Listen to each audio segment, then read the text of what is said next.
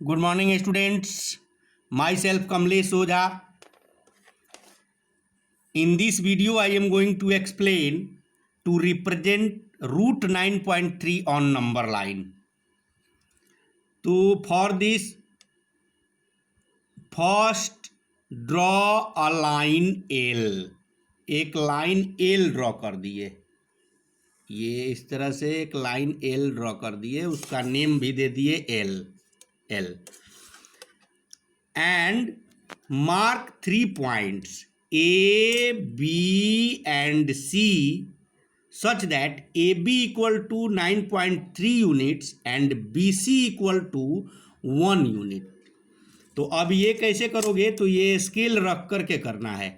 Scale रख करके ये आप एक लेफ्ट साइड में पॉइंट मार्क कर दिए, उसको A लिख दिए और इसके बाद यहाँ पर ये 9.3 यूनिट्स आप यहाँ पर मार्क कर दिए।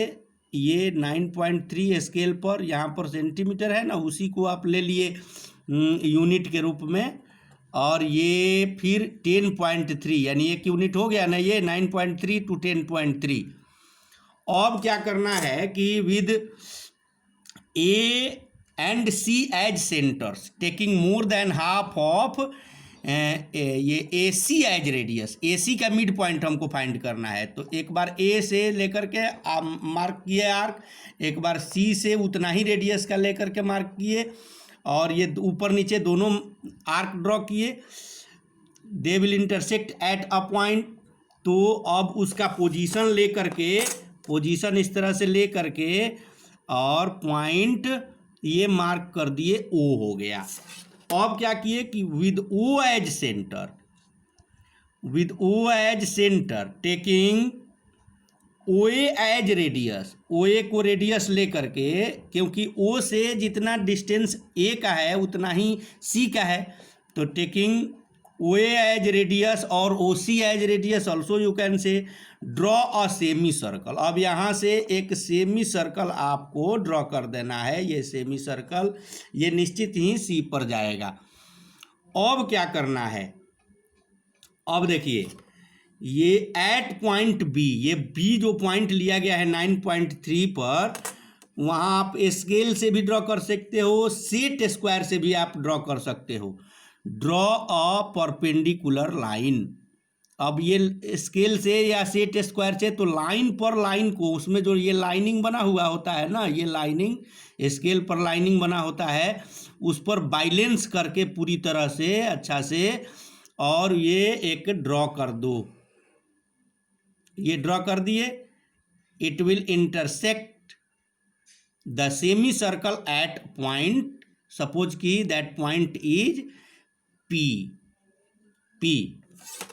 अब क्या करोगे कि with B as centre, with B as centre and BP as radius draw an arc intersecting the number line at a point, suppose की डी, डी।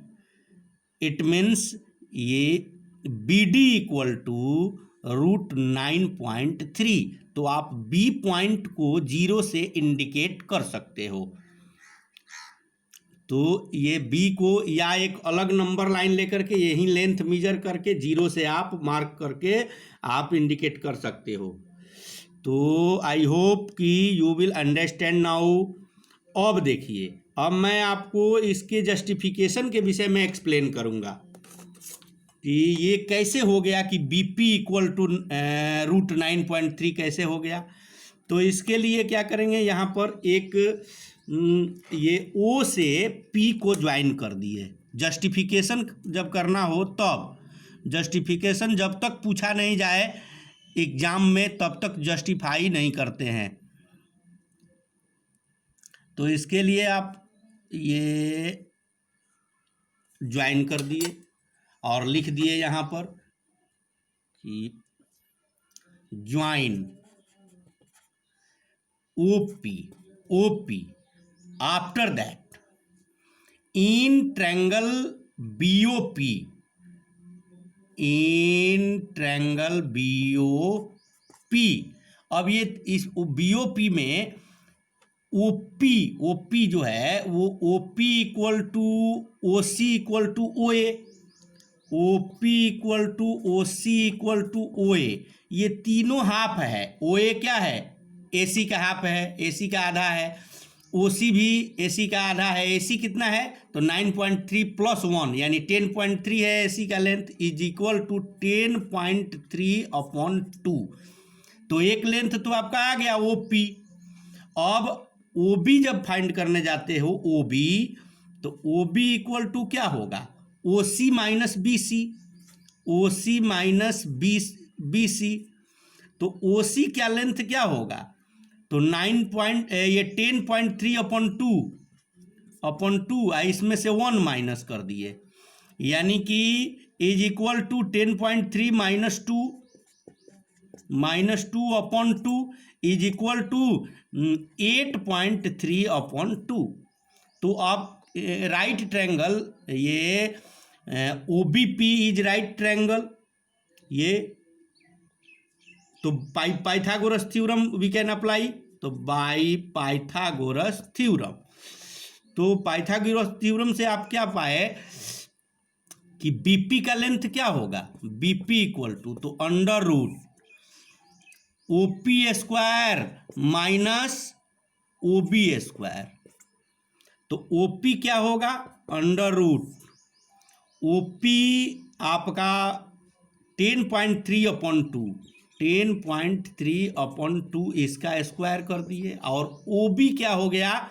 तो 8.3/2 का स्क्वायर।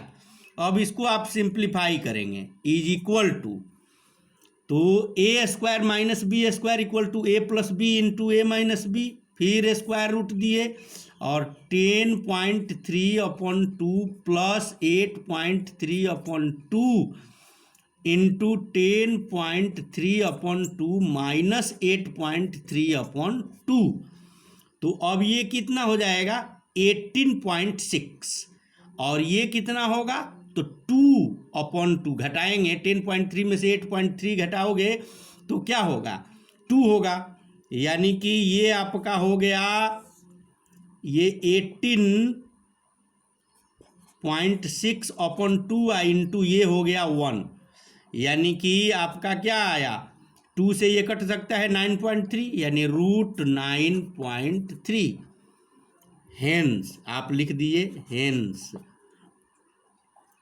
ये बी डी इक्वल टू, क्योंकि ये बीपी का ही length ना, radius लेकर के वो आर्क ड्रॉ किए हैं, and radii of same circle are of equal length. तो हेंस वी गेट कि B D equal to B P is equal to √9.3। तो जस्टिफाइड, यहाँ नीचे लिख देंगे जस्टिफाइड। अभी आपको क्लास वर्क में ऐसे जितने भी प्रॉब्लम मिलेंगे उनको जस्टिफाई करना है, बट एग्जाम में जब तक कि वो जस्टिफाई करने के लिए डायरेक्शन नहीं दे, तो एग्जाम में आपको जस्टिफाई नहीं करना है। आई होप कि now you are able to represent such irrational numbers on number line. तो आपको और भी रिप्रेजेंट करने हैं। पहले तो 9.3 जो एनसीईआरटी में √9.3 दिया है उसको रिप्रेजेंट कर लेना है, और इसके अलावे पहले भी मैंने बहुत सारा रिप्रेजेंटेशन के लिए क्वेश्चन दे चुका हूँ, तो उसमें आपने किया है, आप में से बहुत सारे लोग किए भी हैं। तो अभी आपको क्या करना है ये ध्यान से रखेंगे, आपका यही क्लास वर्क है, यानी आपको ये class work CW, today's CW, तो represent root 7.8 first number, second √10.5 third number, 3.8 ये। और fourth number √4.9 on number line and also justify your construction।